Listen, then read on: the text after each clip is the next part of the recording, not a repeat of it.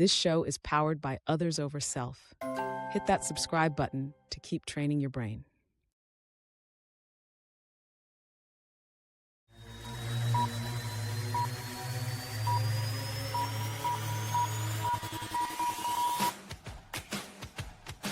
From Others Over Self, it's Hardcore and At Ease, a show about people who are keeping their edge without going over the edge.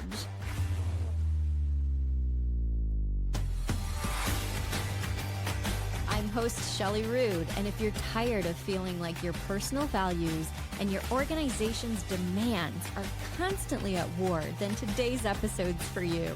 We're exploring what it means to align your ambition and what ancient wisdom traditions knew about bringing your drive to the world without losing yourself, revealing why that persistent discomfort has a name, and the simple exercise that helps you reclaim your edge.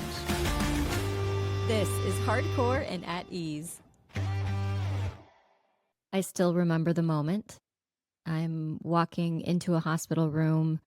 The lights are dark, and I was expecting to see my baby with the nurse because my husband had just left, and our baby was just about 2 weeks old at that point. What I wasn't expecting to witness was our baby just fighting for air.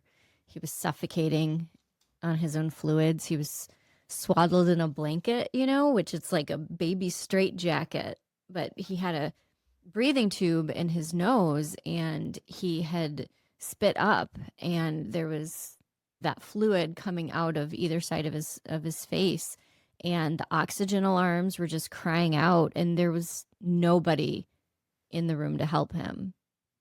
The next few seconds really stretched out like an eternity for me, and I remember having just 3 conscious questioning thoughts. What was happening? And I flew over to his bed, and I could see that his little eyes, they were just so wide, and his entire being was just wiggling like a worm. His body was obviously revolting what was happening to him. So thought number 2 came of, why can't you breathe? And I leaned in, and I noticed for the first time that his mouth was closed. And there was this sticky pink substance that was caked across his lips. So as fast as I could, I tried to pry those little lips open. You can't even fit your pinky inside of a newborn baby's mouth. It was that small. And so this goo painfully, just so slow, started to give way, and it was clinging like bubble gum. And I finally was able to give him a way to breathe again. And I remember in that moment taking a breath myself at the same time that he took his. And on that exhale, the third thought reached the front of my mind. Where is the nurse? This happened at the very start of the COVID pandemic. The institution had policies, there were protocols. Everyone was trying to adapt to these changes that were happening, not just daily, but hourly. People would come in and make an announcement and then leave, and things would have to change. But despite all of this chaos, the one thing that didn't change was the fact that this newborn baby needed to be cared for. And there was no one there.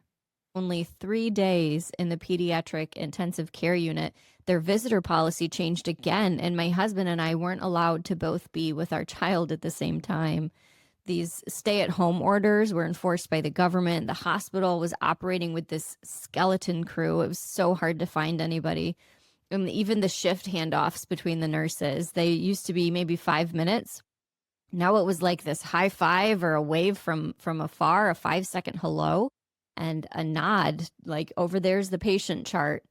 And they did that so that the human interaction could be minimized. Nothing about this was right.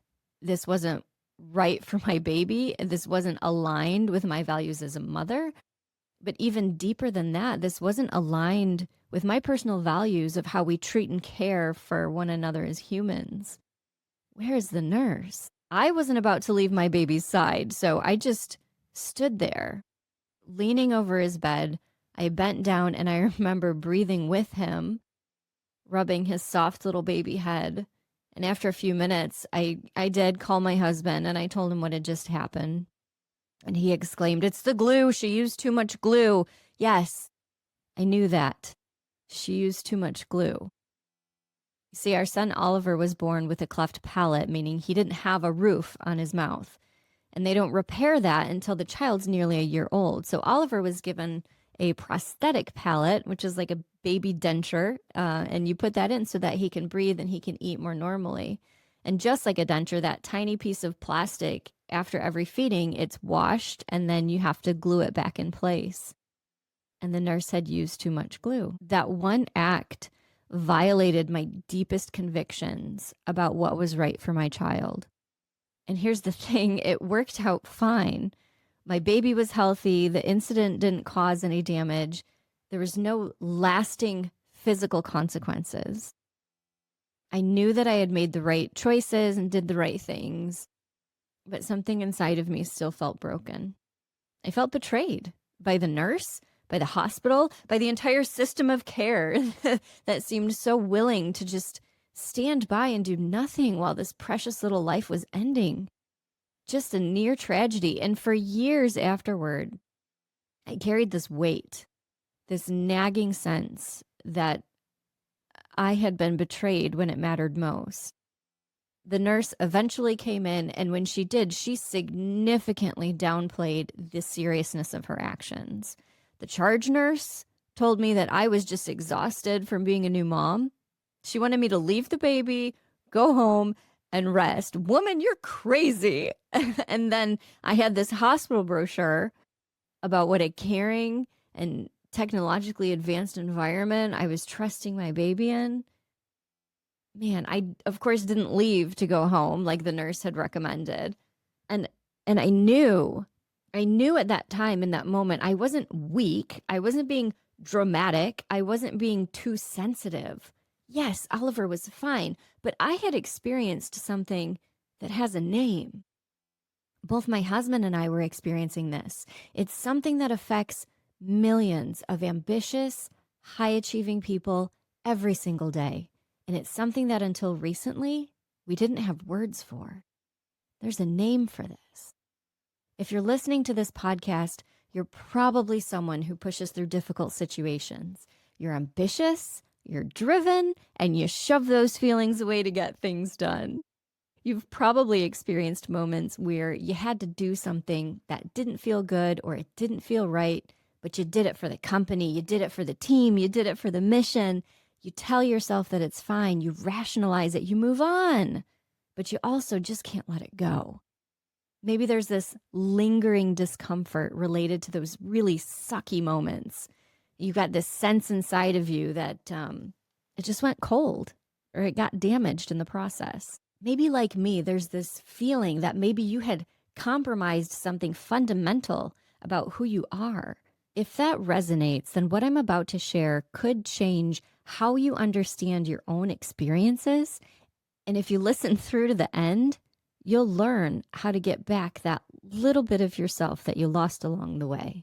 Today, we're talking about moral injury and why your ambition, which is absolutely your greatest asset, can become your biggest liability if you don't understand how to protect it and how to protect everything that you stand for.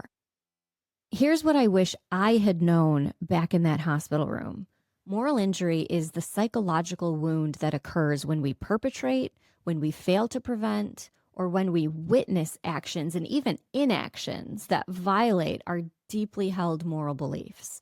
This is not my coaching terminology. I'm not that smart. This is legitimate psychological science developed by researchers like Boston University, Harvard, the Veterans Administration.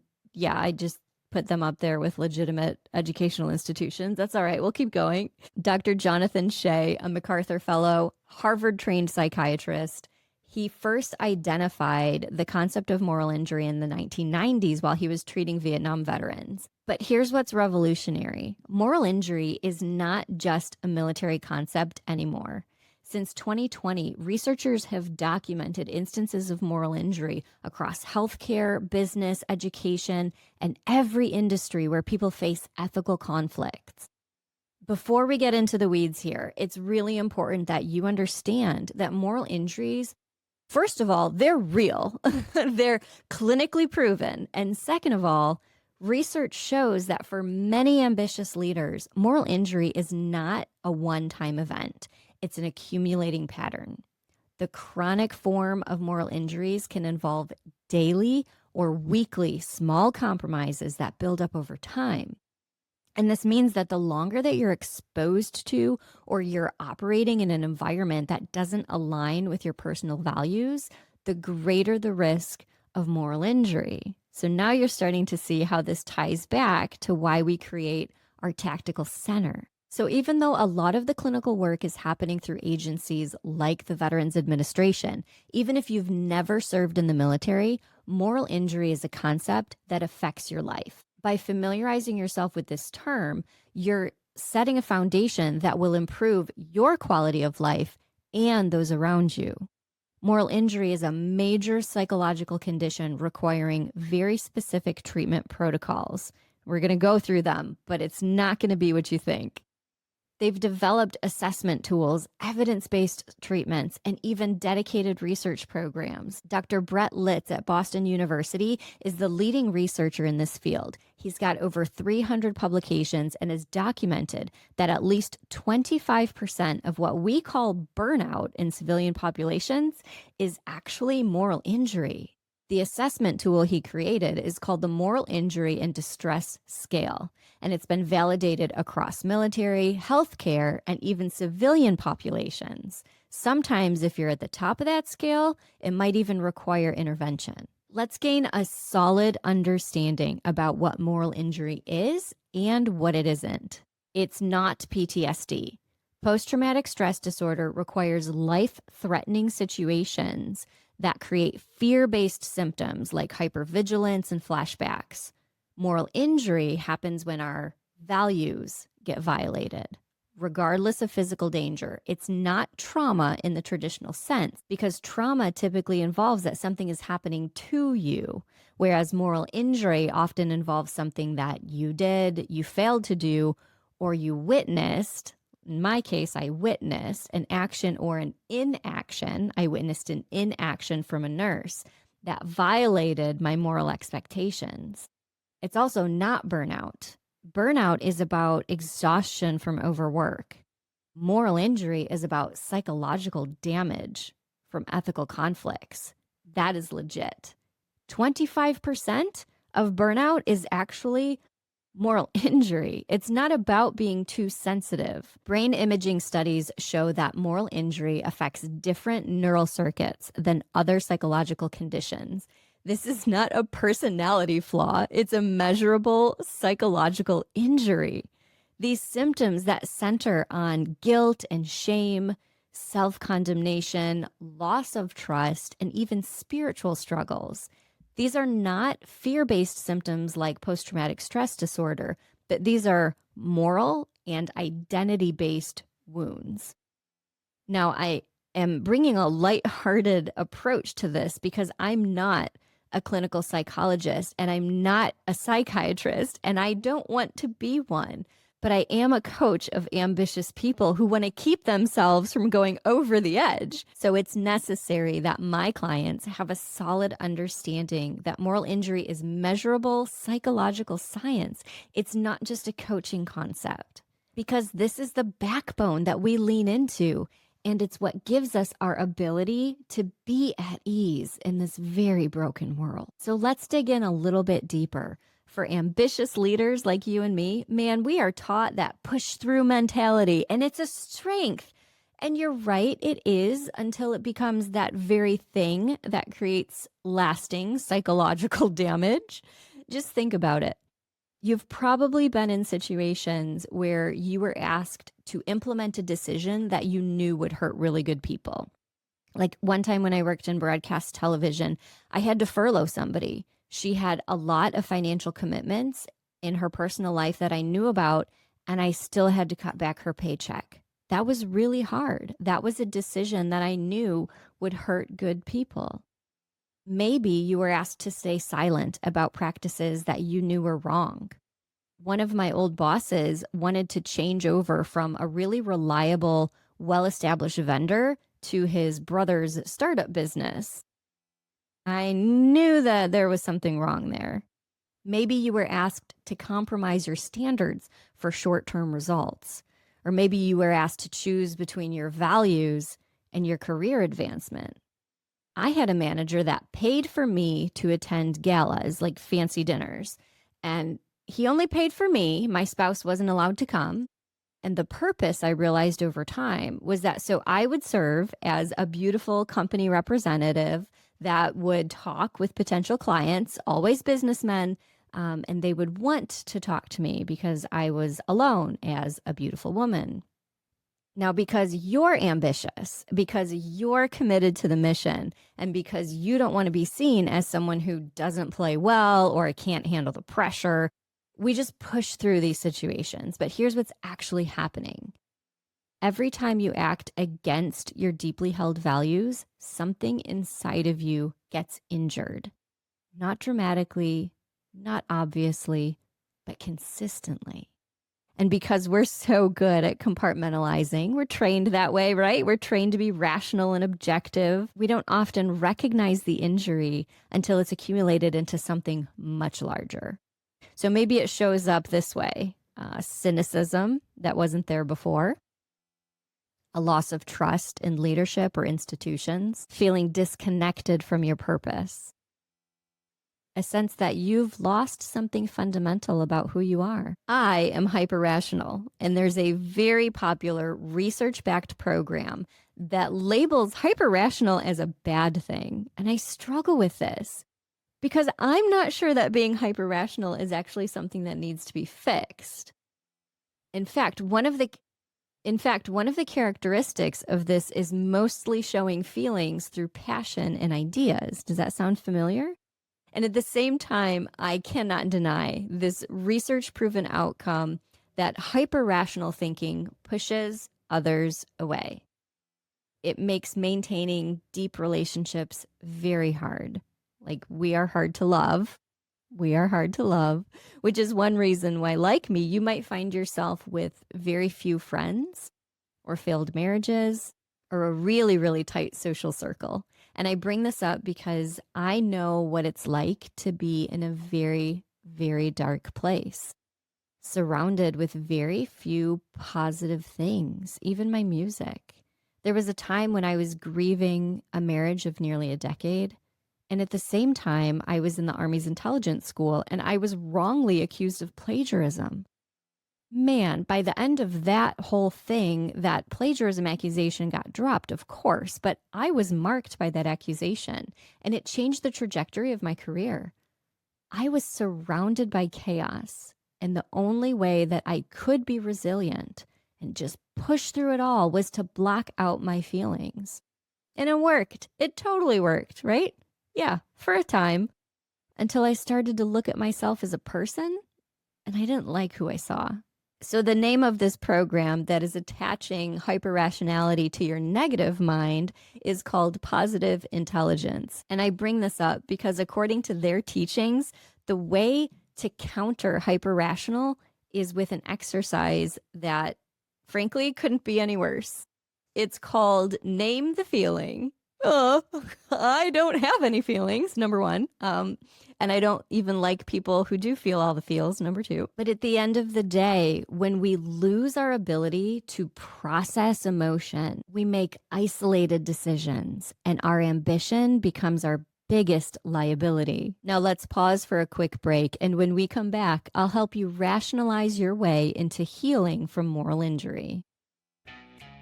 Hi, I'm Doug Slocum, the author of the book Violent Positivity. I was blessed to spend 35 years in the U.S. military, the Air Force, working with some of the most amazing men and women you'd ever want to meet. Well, throughout my life, throughout my career, I learned lessons. I developed this leadership style that I like to call violent positivity. And this book was my opportunity to tell that story, but also put forth those principles. ViolentPositivity.com. More information on how to order the book. You're listening to Hardcore and at Ease with certified business and life coach Shelly Rood. Now, back to the show. There are two ways that moral injury typically develops. The first is the obvious conflict, like my hospital story. You know in the moment that what you're being asked to do or what's happening violates your values, but you don't have a choice. You're in it. The second way is through gradual erosion. This is actually more common and it's more dangerous for ambitious leaders. It's the slow compromise of values over time, the rationalization, the it's just business mentality, and it slowly erodes your moral foundation. You find yourself doing things that, the old you typically wouldn't do, and that's not good. It's the crusty old vet that just hates everyone and everything. I see this with leaders who find themselves like 3 years into a role and wondering, how did they become somebody that they don't even recognize? One of my clients right now is trying to save her marriage because she admittedly loves being at work more than she loves being at home. And another associate that I've known for many years, he's so passionate about his current role that he's adapted this mindset of, if you're not with me, you're against me. And it's so hard to just watch him trying to make change while he's pushing away the very people that have only ever supported him. And one more rationalization that's not talked about enough is the emotional abuse that we as a society are tolerating or even participating in because it's normalized in a Netflix and chill type of culture. These types of situations are not dramatic moments. They're the small accumulation of compromises that over time create significant psychological injury. And here's the insidious part. Others often see it in us before we see it in ourselves. Our spouses notice when we've become cynical. Our team notices that we've lost our spark. Our friends, they're calling us because we're isolating and we've become really defensive instead of conversational. And so they stop calling us. But we rationalize all of this away. We tell ourselves it's just the stress of the job, or it's just a busy season. Maybe it's just the price of doing business. But you can't argue with the data. During COVID, 25 to 50% of healthcare workers, depending on the research you look at, experienced clinically significant moral injury when they were forced to ration care or work without adequate protection. But here's how that's relevant for you. Researchers found similar patterns in business professionals forced to make decisions that violated their professional ethics. Recent studies in business settings identified moral injury across banking, finance, technology, and even consulting. Key triggers include being asked to cover up misconduct, participating in discriminatory practices, or violating professional ethics for profit. Brain imaging studies definitively establish moral injury as neurobiologically distinct from PTSD. Now, pay attention here. Research shows that moral injury primarily involves brain regions associated with social cognition, self-reflection, and moral processing. These are different circuits entirely from PTSD because those are fear-based symptoms. We're not talking today about pop psychology. This is legitimate psychological science with real clinical implications. And when you find yourself on the wrong side of moral injury, it can be the thing that pushes you over the edge. But we don't have to go there. There's the good news. There is one way and only one way to heal moral injury, and it is surprisingly simple. The way to heal it is to understand the why.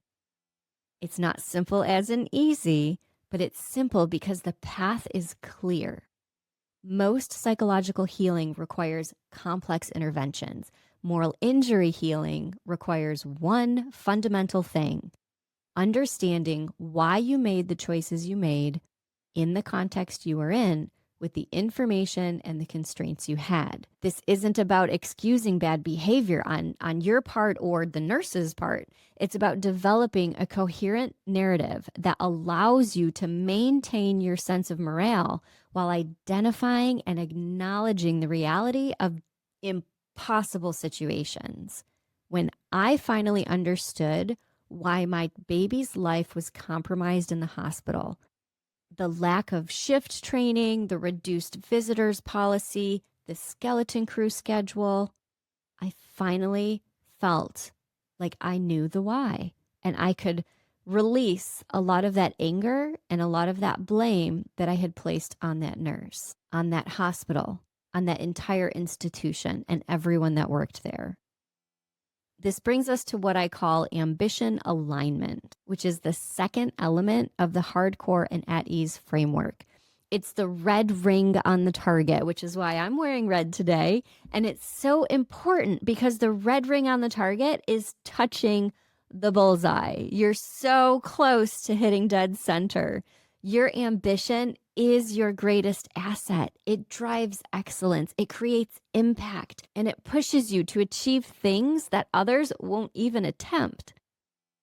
But unchecked ambition becomes your greatest liability when it drives you to compromise your fundamental values for achievement, for success. And this isn't a modern leadership problem. Ancient text from nearly every major tradition, I'm talking Greek philosophy, biblical wisdom, Buddhist teachings, you can even go into the Chinese classics. They contain hundreds of warnings about unchecked personal ambition. You don't need to go any further than the Nazi regime. The fact that cultures across the globe have independently identified this as a core human challenge tells you that there's something important about why your ambition needs intentional alignment. True ambition alignment involves deep self-awareness in several key areas, things like power dynamics, influence ethics, resource stewardship, and authentic communication. These aren't just business concepts, they're moral frameworks that, when understood, they help you pursue these beautiful, ambitious goals without creating moral injury. Now, we won't go deep into these today because each one of them deserves its own exploration. But here's what you need to know. It's possible to be both intensely ambitious and morally aligned. It's not only possible, it's essential for sustainable, high performance. Now, as we come to a close, let's briefly address what makes ambition alignment particularly challenging for leaders like us. First, there's this pace of modern business that often it doesn't allow for moral reflection. These decisions, they have to be made quickly. Markets are moving, competition is fierce, another person is injured. There's this pressure that we have to move fast and figure out the ethics later. But what we don't see is that as we're moving fast, the moral injury is accumulating, whether we acknowledge it or not. And the leader who consistently chooses profit over people, well, they're going to eventually lose that ability to inspire people. And the leader who tolerates dishonesty because it gives them a competitive advantage, well, they're going to eventually struggle with their own integrity. And the leader that sacrifices their family for their career advancement, well, they're going to eventually question whether that achievement was worth the cost. And because we're ambitious, because we're taught that this push-through mentality is strength, we often don't even recognize patterns like these until they've created significant damage. And that's the true pain of it. I want you to go back and listen to episode 2 with Donald Miller, because he does an absolutely incredible job of reframing resilience as not just plowing through failure, but actually allowing failure to happen, learning from it, recognizing it, and then owning a process where you can do it fairly quickly so that you can jump from one ambition to the next. Because the question isn't whether you will face moral conflicts as an ambitious leader. The question is whether you'll recognize them, whether you'll understand them, and can you navigate them in ways that preserve both your effectiveness and your integrity. So here's a few practical next steps for you to take. First of all, I want you to recognize that moral discomfort is information. It's not weakness. That nagging feeling that something's just not right, or that memory that you have that you just can't let go of, it doesn't feel good in your brain, that's your moral injury warning system. So don't rationalize it away. Pay attention to it. And secondly, understand that maintaining your values is not about being a perfect person, and it's also not about having regrets. I got a lot of those. Sometimes you'll make decisions under pressure or in a place of life that you really wish that you could have handled differently. Some of your values, they're even going to change over time. So the key here is learning from those moments and using them to clarify what to do differently next time. And your third step is to get honest about the cost of moral compromise. So let's make this an exercise. I want you to do this every single year, because every year we're rewriting our personal mission statements. And jump back to episode 3 if you missed that one. At the very end of every summer, so that's halfway through each year, you should sit down, set a timer for 20 minutes, and physically write out when you pushed through a difficult ethical situation and what that cost you. Did it cost you a relationship? Did it cost you your sense of purpose? I look back at some of my time that I spent in a particular industry and I liken it to having worked in the tobacco industry. Did it cost you your ability to trust others or to trust yourself? After my divorce, I remember telling people I don't even believe in marriage anymore. I still don't hold that belief, but it was real for me at the time. Now, don't just think about it, actually write it down, because seeing it on paper changes how you process it. And while you're thinking about these challenging moments, you don't have to just stick to the past 6 months. If these deeper memories are starting to come up to the surface, do it, man. Think about that. Take the time, process those thoughts as well, because this honesty about the cost of moral injury becomes the foundation so that we can build better decision-making systems as we go forward. Now, here's what I want you to remember from our time today. You are not weak for feeling moral discomfort. You are not being dramatic for questioning ethical compromises. You are not being too sensitive for caring about doing the right thing. You are a spiritual being, and what you're experiencing, it has a name. It's real and it's measurable. And most importantly, while it may not be preventable, it's healable. And we do that by understanding the why.